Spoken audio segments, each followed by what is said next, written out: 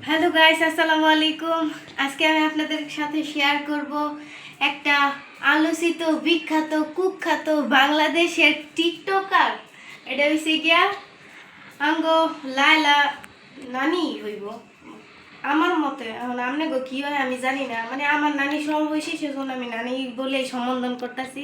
হ্যার যে কি এই বুইরা বয়সে কতদিন পর পর একটা ভীমরতি ওঠে, ফেসবুক টিকটকে ঢুকাই যায় না। আর এই যে মামুন যে বলমু, হ্যাঁ প্রিন্স না কইয়া হ্যাঁ কি যে কমু আল্লাহই জানে, ওর নাম যে কেডা প্রিন্স দিছিল। ও হয়েছে গিয়া মানে একদম টোকাই মামুন যারে বলে আর কি, মগা মামুন। এই মানে মুসলিম কান্ট্রির মধ্যে ওরা এই দুইটা মানুষ এত একটা মানে ইয়া করতেছে, কেলেঙ্কারি করে। মানে একটা ভুল মানুষ কেমনে বারবার করে আমার বোধগম্য হয় না, এক ভুলিও বারবার করে। লাইভে এসে বলতেছে কি লাথি মেরে হ্যাঁ বাচ্চা নষ্ট করে দিছে।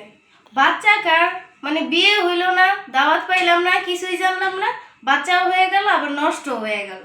মানে আমরা কোন দুনিয়ার মধ্যে বসবাস করি আমরাই জানি।